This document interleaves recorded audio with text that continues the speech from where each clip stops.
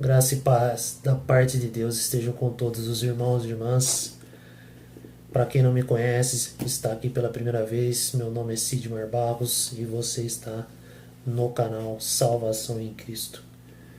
E hoje eu queria conversar um pouquinho com os irmãos a respeito da crítica versus evangelho. Por quê, irmãos? Porque a crítica, ela não é algo novo que surgiu agora.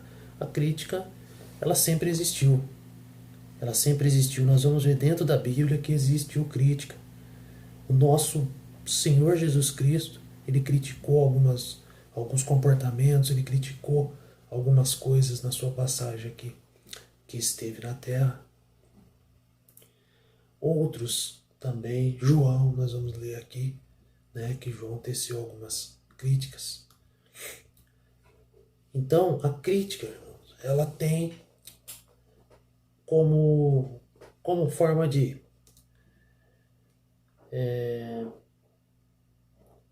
apontar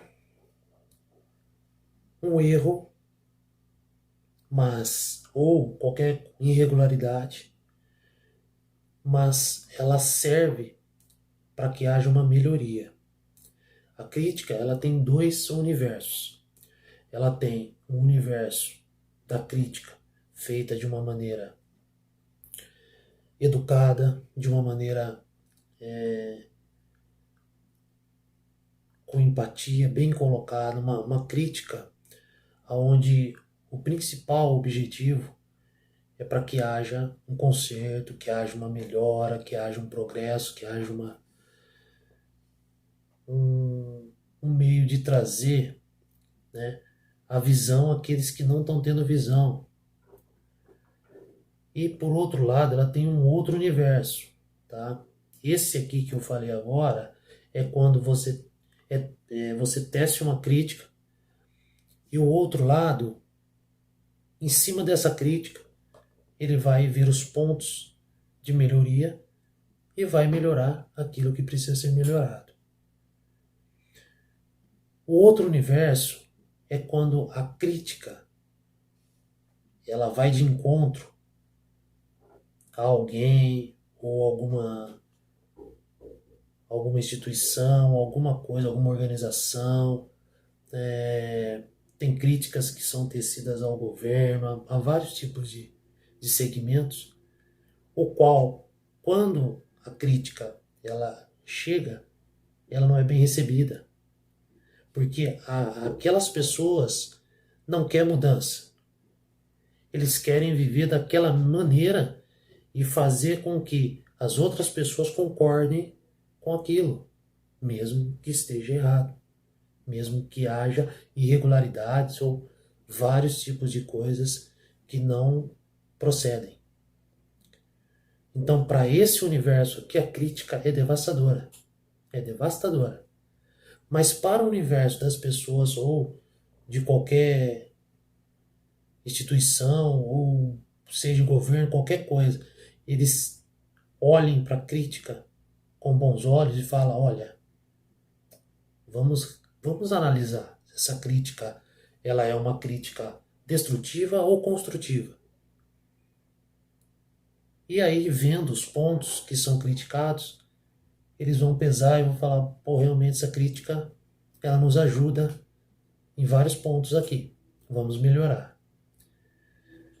Então a crítica, um universo crítico, a crítica ela cabe em qualquer segmento.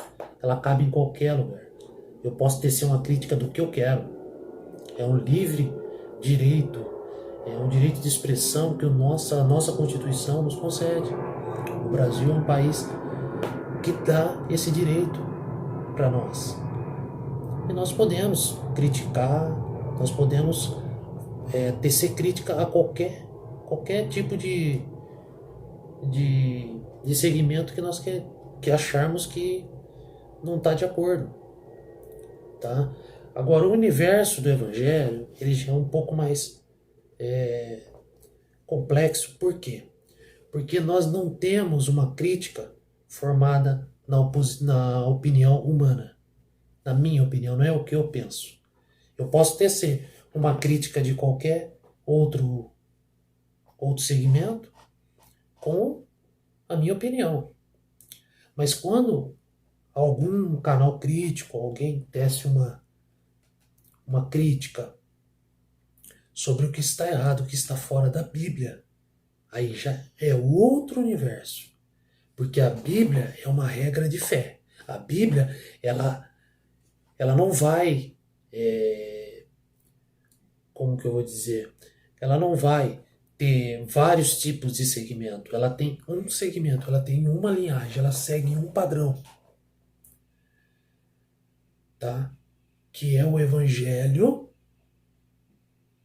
com mandamentos, com ordenanças, com segmentos na linhagem que Cristo deixou determinado. Então, nós tecemos algum comentário, né, da Bíblia, tem que estar baseado, tem que estar embasado na palavra de Deus. Se não tiver embasado na palavra de Deus, nós estamos mentindo. Nós, seres humanos, estamos mentindo. Mas a Bíblia, ela não mente. Quando nós tecemos algum comentário, nós falamos de algo que a Bíblia nos revela que é daquela maneira, é porque é daquela maneira. Então, nesse universo crítico, dentro do Evangelho, tá? Nós vamos ler algumas. Eu tirei poucas passagens para a gente não ficar com muita leitura aqui no vídeo. Mateus, a primeira passagem aqui que eu peguei, Mateus 3, versículo 7. E vendo ele muitos dos fariseus e dos saduceus que vinham ao seu batismo, dizia-lhes: raça de víboras, quem vos ensinou a fugir da ira futura? Isso disse João quando batizava no rio, a respeito dos fariseus e dos saduceus, que foram até ele para ser batizados. E quando chegou, João, vendo, já proferiu em alta voz essas palavras aqui: raça de víboras. Víboras, irmãos, naquela região ali que João morava, naquele tempo, existiam muitas víboras ali. Eram pequenas serpentes, mas que tinham um ataque muito rápido, né? E podiam ser facilmente confundidas com um galho seco, tá? Mas elas atacavam rápido e eram cobras perigosas. João deu essa comparação. E também os rabinos daquele tempo, daquela época, chamavam de víboras, tá? Pessoas assassinas, porque eles comparavam com o que aconteceu com Caim e Abel, no início da formação do homem, né? Lá no início em Gênesis. Então, os rabinos, eles tinham esse tratamento com os assassinos daquela época. E João, ele teceu, isso não é elogio, isso é uma crítica. Ele criticou: por que vieste a mim para batizar-vos, se os vossos corações não estão na salvação de Cristo? Porque os fariseus, eles eles colocavam peso nas costas do povo de Deus naquela época, o qual eles não carregavam. Por isso que João disse isso: raça de víboras. Então ele teceu essa crítica. E depois ele continuou falando: produzi, pois, frutos dignos de arrependimento, e não presumais de vós mesmo, dizendo: temos por pai a Abraão. Porque eu vos digo que mesmo destas pedras Deus pode suscitar filhos a Abraão. Então eles falavam muito, eles traziam muito isso, que eles eram filhos de Abraão, que eles eram serviam ao Deus de Abraão, de Isaac e de Jacó, e aquela coisa, aquela diferença, que eles eram os maiorais. Como ainda está. Os fariseus, naquele tempo, viviam dentro das sinagogas, e hoje eles estão dentro das igrejas, dizendo-se melhor do que muitos, melhor do que outros, melhor do que todo mundo. porque nós somos o povo de Deus. Isso, fariseísmo. Isso é da cúpula dos fariseus. Mas nós vamos aqui não mudar o foco, tá? O foco aqui é as críticas. Nós vamos pegar aqui em Mateus agora, irmãos, tá?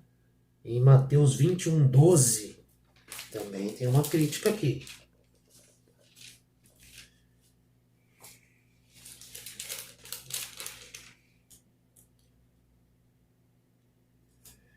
Quando Jesus chegou diante do templo, e aqui diz a purificação do templo. Jesus purificou o templo. Sabe como que ele purificou o templo, irmãos? Ele chegou lá e disse assim: E entrou Jesus no templo de Deus e expulsou todos os que vendiam e compravam no templo e derrubou as mesas dos cambistas e as cadeiras dos que vendiam pombas. E disse-lhes: Está escrito, a minha casa será chamada casa de oração, mas vós tendes convertido em covil de ladrões. E foram ter com ele ao templo cegos e coxos e os curou. Se Jesus fizesse isso hoje, como eu vi já em igrejas, vendendo véu na porta, CD, pipoca, um monte de coisa, e Jesus chegasse lá e quebrasse tudo lá, eles iam falar que não era Messias. Esse não é Jesus. Jesus quebrou tudo aí. Não é Jesus, não. Esse daí está tomado por Satanás. Esse é filho do diabo. Como Jesus foi chamado por muitas vezes filho de Beelzebul, filho de Satanás. Esse opera por Beelzebul, não é por Deus. Agora, quem somos nós para não sermos chamados? Então, seja bem-aventurado você, irmão, quando fala a verdade e entram pessoas e criticam você. Está sofrendo, está passando o que Jesus Cristo passou.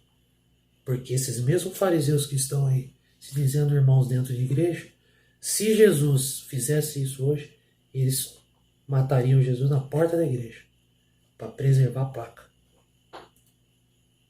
E isso não é mentira, irmãos, que eu estou dizendo aqui. Porque eles provam todos os dias que a placa é maior do que a Jesus Cristo. Então vamos ver aqui no capítulo 23, tá? Aqui no capítulo 23, no versículo 13, Jesus tece uma crítica aqui. E na verdade é uma crítica afirmativa, tá, irmãos? Ele está afirmando, ele não está simplesmente jogando uma crítica se for isso ou se não. Ele está criticando, afirmando e dizendo que é isso. Olha aqui. Capítulo 23 de São Mateus, versículo 13. Mas ai de vós, escribas e fariseus hipócritas, pois que fechais aos homens o reino dos céus, e nem vós entrais, nem deixais entrar aos que estão entrando. E aí ele continua. Ai de vós, fariseus hipócritas, pois que devorais as casas das viúvas sob pretexto de prolongadas orações, por isso sofrereis mais rigoroso juízo. E desceu de novo. Ai de vós, fariseus hipócritas. Assim foi. Ele falando fariseus hipócritas é um elogio, irmãos? Não é. Então Jesus, ele foi crítico também. Jesus, ele criticou. Antigamente, irmãos, se utilizava muito, não a palavra cristão, se utilizava a palavra protestante. Hoje já não se vê mais falar. Porque o cristão, ele realmente protesta contra o erro, contra o engano, contra a injustiça, contra o pecado, contra a iniquidade. E hoje não se pode mais protestar, não se pode mais criticar, não se pode mais falar. Tem que simplesmente aceitar a distorção do evangelho e aceitar o homem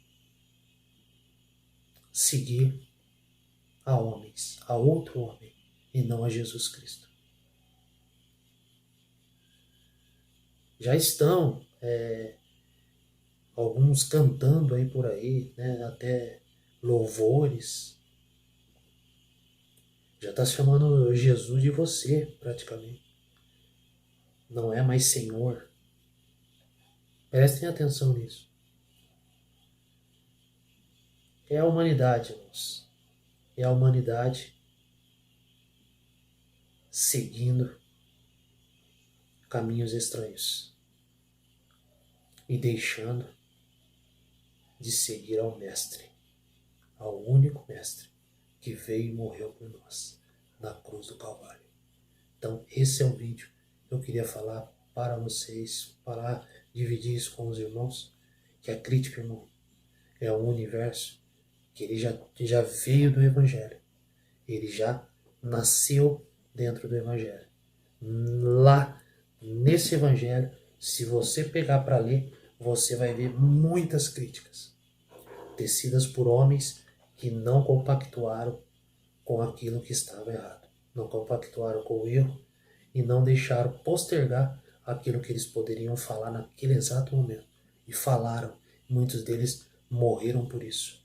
Porque quando João Batista protestou e falou, criticou, né, ao rei Herodes, porque ele estava possuindo a mulher de Filipe, teu irmão, e ele passava e gritava para todo mundo ouvir, chamava Herodias de adúltera e falava para ele: não te é lícito possuir a esposa de teu irmão Filipe.